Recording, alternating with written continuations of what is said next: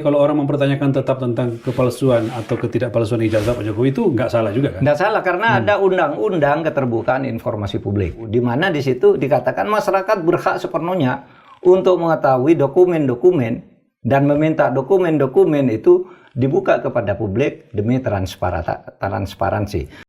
Problem yang udah berabad-abad, sebenarnya kita sebut berabad-abad karena seolah-olah ini masalah yang akan diingat terus dalam sejarah negeri ini kalau tidak diselesaikan. Jadi mulailah dengan satu prinsip bahwa praduga tak bersalah itu hanya ada di depan pengadilan. Kalau rakyat menduga bersalah itu wajar aja karena rakyat menunggu Presiden Jokowi pada waktu dia masih presiden untuk menampilkan ijazahnya. Kan itu hal yang bukan biasa, sangat standar. Mengapa? Karena presiden adalah pemimpin publik. Asli apa tidak kan gitu, simpel. Ini jasa Yui, ini jasa saya. Nah, ini kan artinya sebetulnya simpel banget. Assalamualaikum warahmatullahi wabarakatuh. Apa kabar kalian semua? Semoga kalian semua dalam kondisi baik-baik aja.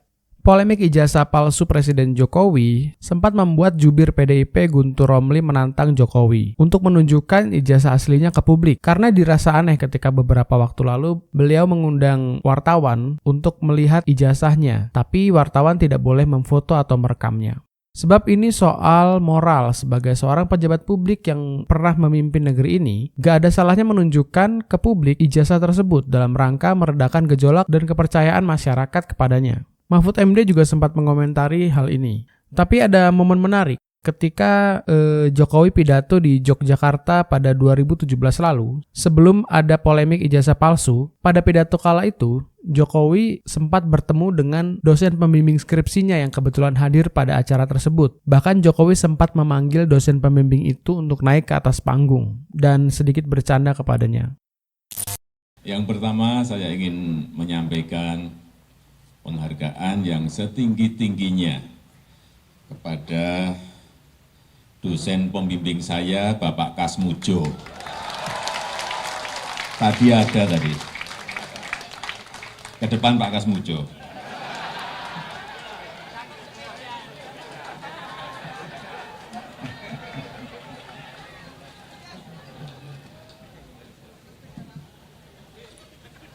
Beliau itu dulu waktu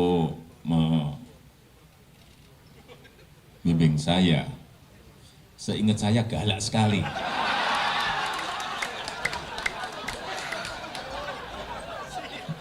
Galak sekali, saya masih ingat galak sekali.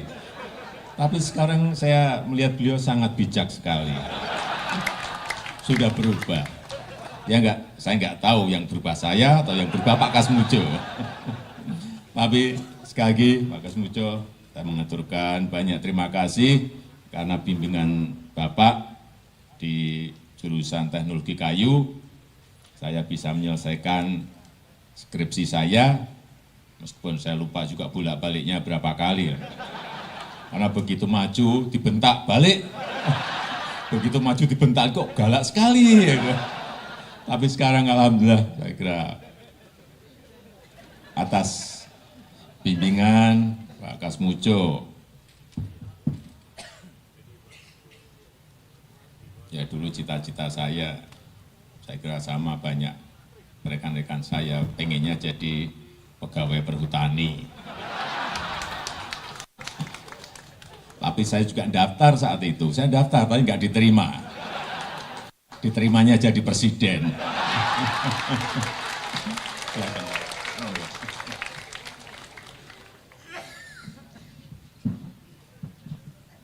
Saya daftar, saya ikut tes tapi nggak diterima. Aduh, saya mikir-mikir apa bodoh banget saya sebenarnya.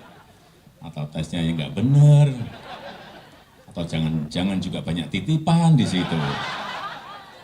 Saya jadi berpikir jelek karena nggak diterima. Ya sudah, karena garis dan kehendak Allah memang seperti ini. Baru setelah itu, sekitar tahun 2019, isu ijazah palsu mulai muncul di permukaan. Dan beberapa waktu setelahnya, Jokowi juga sempat berupaya untuk membuktikan bahwa beliau adalah alumni UGM dengan mengumpulkan teman-teman semasa kuliahnya. Dalam momen itu, teman-teman Jokowi membawa fotokopi ijazah dan menunjukkan kepada media bahwa mereka adalah alumni UGM. Tapi Jokowi sendiri tidak menunjukkan ijazah miliknya.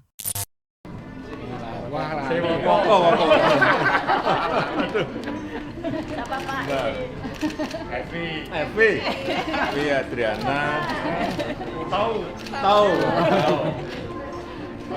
Teman satu kasih sudah. Kloter Pak.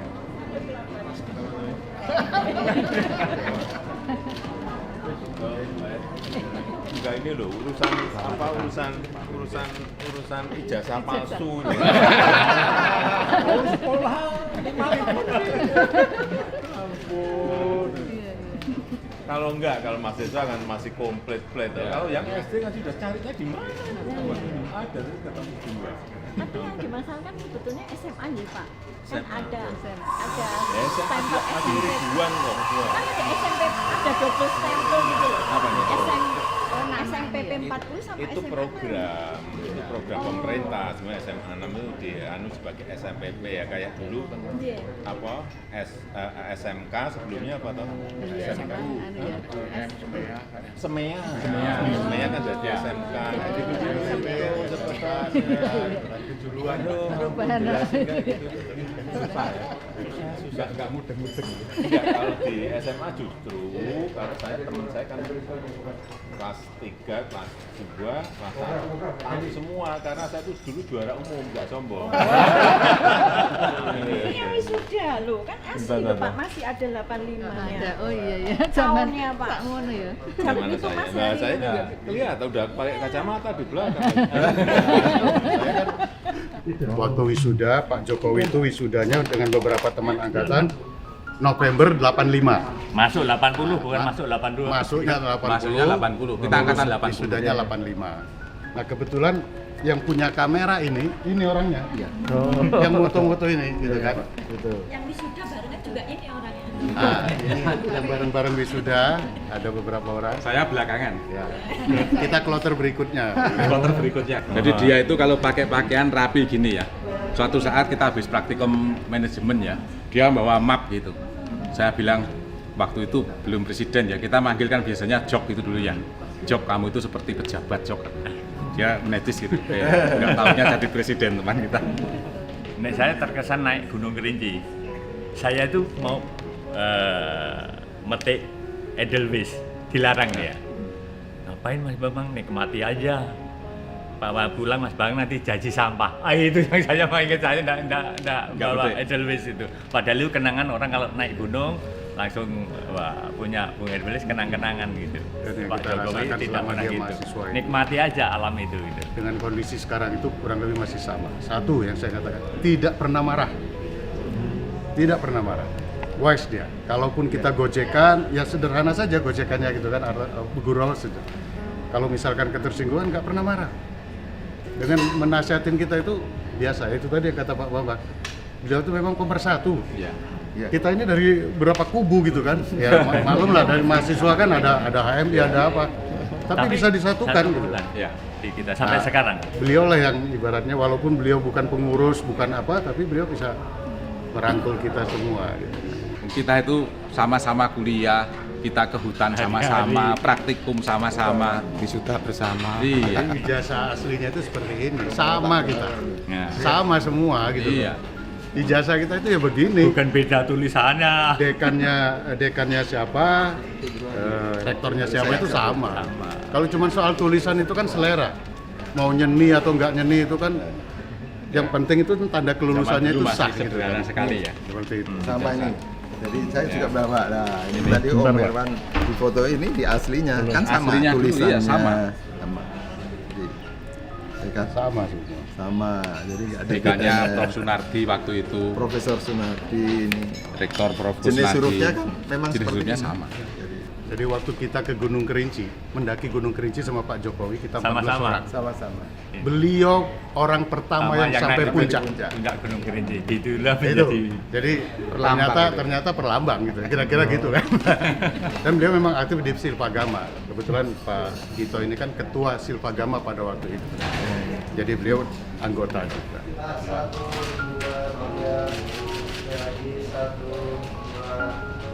Pagi hari ini saya ke Jogja, kemudian mampir ke Ambarukmo. Ini ketemu dengan teman-teman saya mahasiswa, ada yang dulu di perhutani, ada sekarang yang dulu dosen,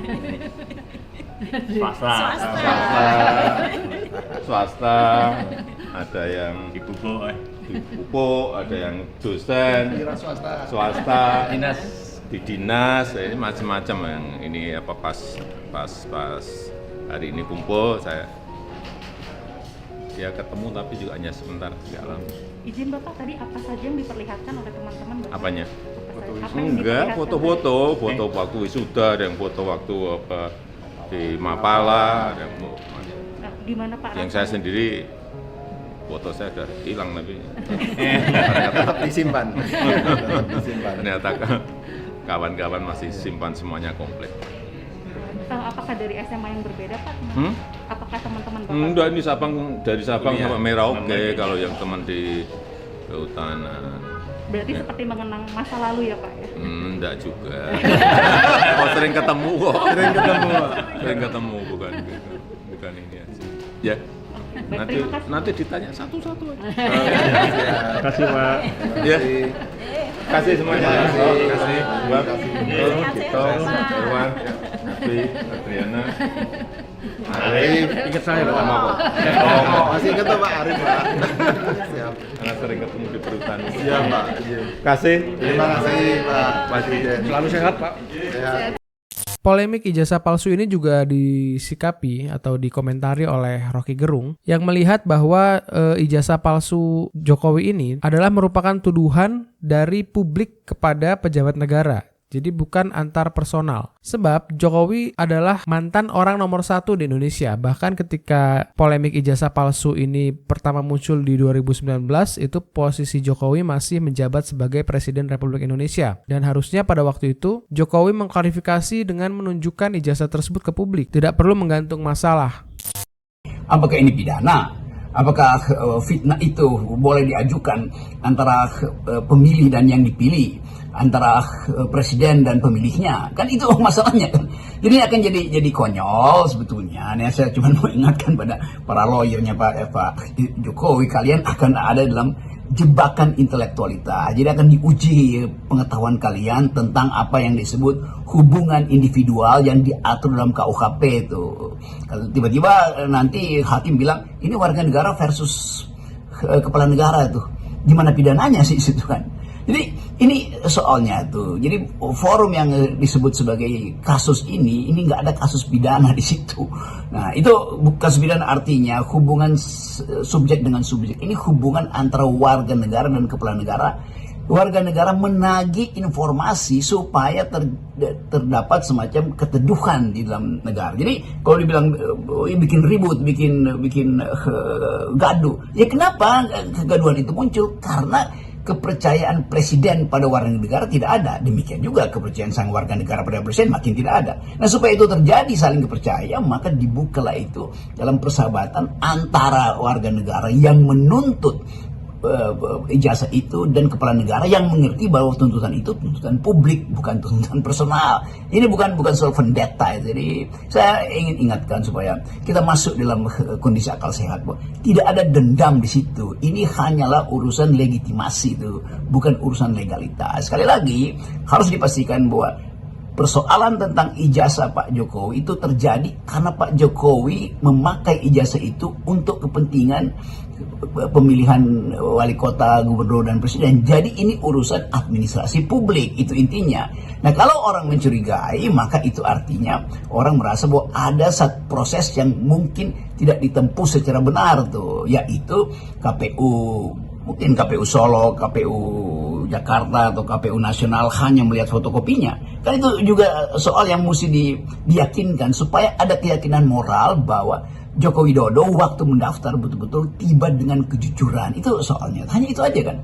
Jadi ini sekali lagi jangan dipermasalahkan panjang lebar sehingga timbul kekerasan, timbul rasa benci, timbul rasa tidak percaya. Jadi biarkan persahabatan antara warga negara itu berlangsung antara Jokowi dan warga negara Indonesia yang merasa bahwa Pak Jokowi kenapa menahan ini sehingga timbul kegaduhan. Kan kalau Pak Jokowi ada moral call, ada panggilan moral, dia bilang aja ini loh, silakan kalian pakai, bahkan saya temani kalian untuk menguji itu secara forensik, bahkan secara itu. Nah itu dari situ nobleness-nya itu muncul lagi. Jadi kita balik pada prinsip bahwa yang ditagi adalah legitimasi, yang ditagi ada jangan sebut kejujuran moral, nanti problem lagi dengan situ. Yang ditagi adalah sikap etis. Nah itu dari Pak Jokowi, bukan sikap politisnya, apalagi sikap yuridisnya. Saya kira itu. Menurut kalian apakah sikap Jokowi saat ini sudah tepat dengan tidak menunjukkan ijazah itu ke publik, hanya kepada wartawan tanpa kamera? Atau sebaiknya Jokowi menunjukkan saja ijazah asli miliknya itu ke publik sehingga masyarakat mengetahui kebenaran dari ijazah asli Jokowi yang diterbitkan oleh Universitas Gadjah Mada? Tulis pendapat kalian di kolom komentar. Wassalamualaikum warahmatullahi wabarakatuh. Tidak ada kewajiban dari saya untuk menunjukkan itu kepada mereka. Dan juga tidak ada kewenangan mereka untuk mengatur saya untuk menunjukkan ijazah asli yang saya miliki. Jadi sudah sangat jelas, kemarin di UGM juga sudah memberikan penjelasan yang gamblang dan jelas, dan yang ketiga, saya mempertimbangkan karena ini sudah menjadi fitnah di mana-mana, pencemaran nama baik, saya mempertimbangkan untuk melaporkan ini, membawa ini ke ranah hukum.